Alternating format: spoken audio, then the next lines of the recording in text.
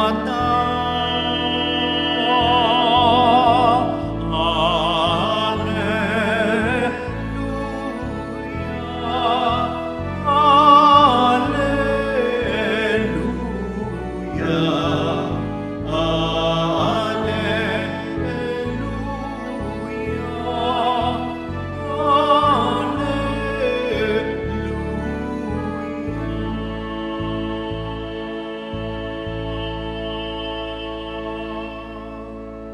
Sumainyo ang Panginoon.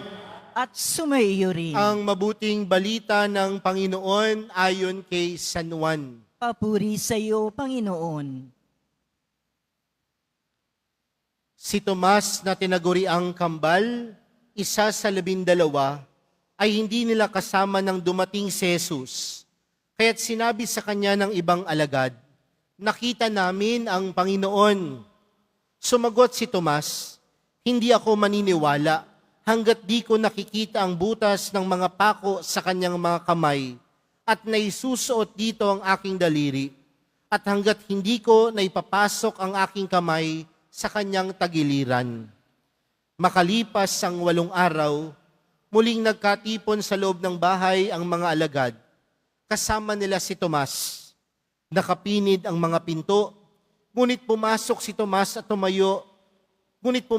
Jesus at tumayo sa gitna nila. Sinabi niya, "Sumainyo ang kapayapaan." Saka sinabi kay Tomas, "Tingnan mo ang aking mga kamay at ilapit dito ang iyong daliri. Ipasok mo ang iyong kamay sa aking tagiliran. Huwag ka nang mag-alinlangan, maniwala ka na." Sumagot si Tomas, "Panginoon ko at Diyos ko." Sinabi sa kanya ni Jesus, "Naniniwala ka na ba sapagkat nakita mo ako? Mapapalad ang mga naniniwala kahit hindi nila ako nakita." Mga kapatid, ang mabuting balita ng Panginoon. Pinupuri ka namin, Panginoong Heso Kristo. Magsiupo na po ang lahat. Magandang hapon po sa inyong lahat. Pwede bang batiin ng katabi ng magandang hapon? Mga kapatid, ngayon po ay unang Biyernes sa buwan ng Hulyo.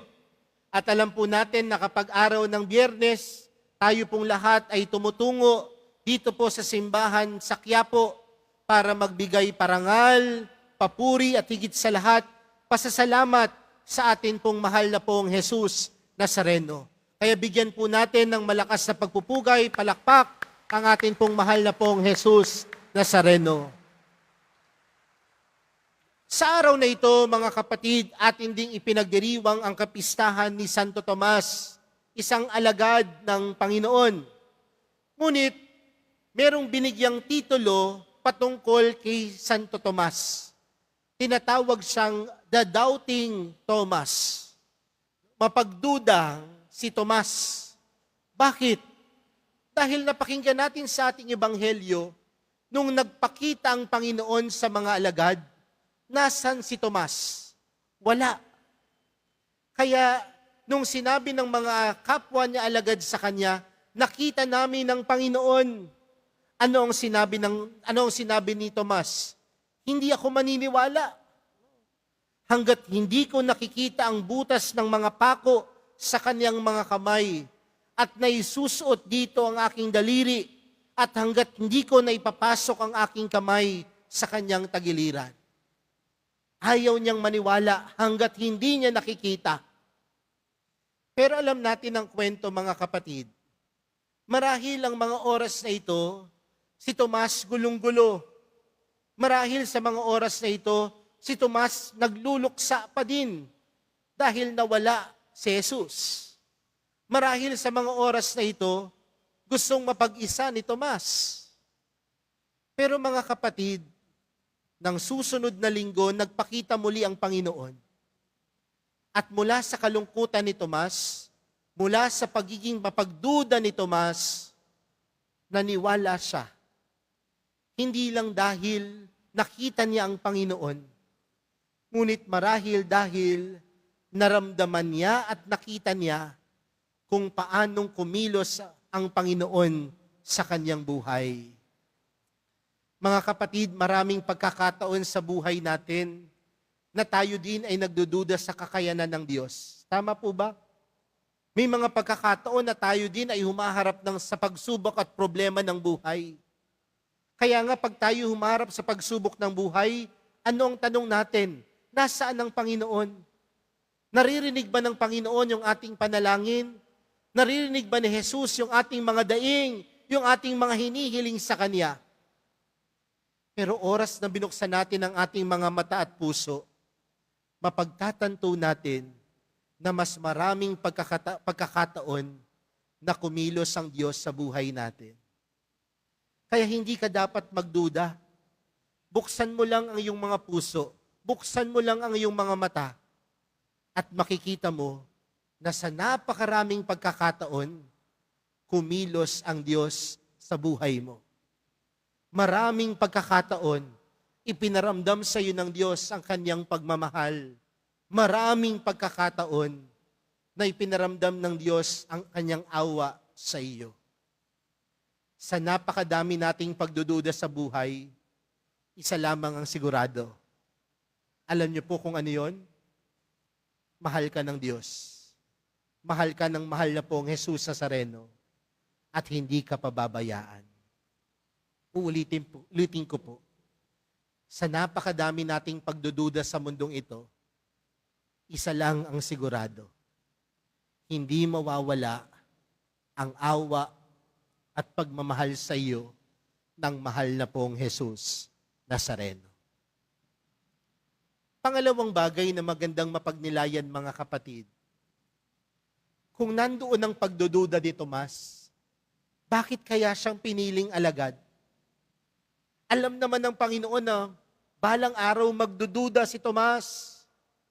Alam naman ng Panginoon na balang araw lalabas ang kahinaan ni Tomas.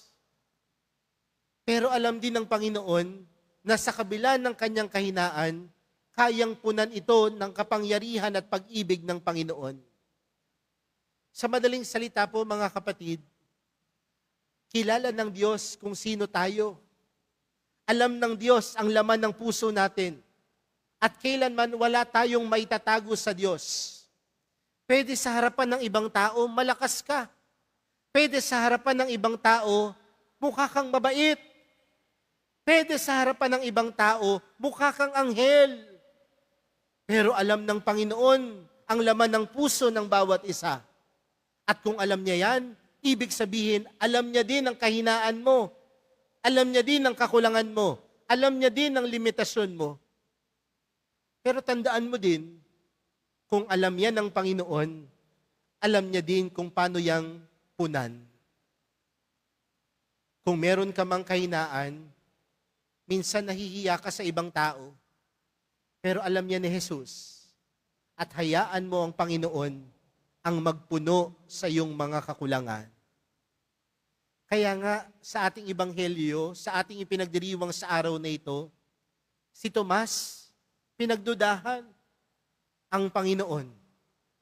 Pero sa dulo ng buhay ni Tomas, ano ang kanyang ginawa? Nagpahayag siya ng turo ni Jesus. Nagpahayag siya ng turo ng Panginoon. Pumunta siya ng India para doon ipahayag ang salita ng Diyos. May kakulangan siya, may kahinaan siya, pero bakit yun nagawa ni Tomas? Dahil sa kabila ng kanyang kakulangan, ang Diyos lagi ang pumupuno nito. Mga kapatid, meron bang perpekto sa inyo? Tingnan mo yung katabi mo. Mukha bang perpekto yan? Ay, hindi ho. Pero kung hindi yan perpekto, tama. Dahil lahat naman po tayo, hindi perpekto. Pero nagiging maganda ang buhay. Bakit? Dahil sa kabila ng ating mga kakulangan at kahinaan, merong Diyos na pumupuno nito. At yan ang kabutihan ng Diyos. Sa kabila ng napakadami nating pagdududa, merong Diyos na mapagmahal. Sa kabila ng ating mga pagdududa at kahinaan at kakulangan, merong Diyos na pumupuno nito. Kaya mga kapatid, sa araw na ito, ilapit po natin sa mahal na pong Jesus Nazareno, sa tulong po ni Santo Tomas, ang ating mga kahinaan, ang ating mga kakulangan, ang ating mga pagdududa sa buhay, nawa mapalitan ito dahil ito'y pinupuno ng Diyos. At kapag tayo napunan ng Diyos, mapagtanto natin na dapat tayong magtiwala sa Kanya. Sa napakadami nating pagdududa, isa lang ang sigurado. Mahal ka ng Diyos. At kung mahal ka ng Diyos, magtiwala ka sa Diyos. Amen.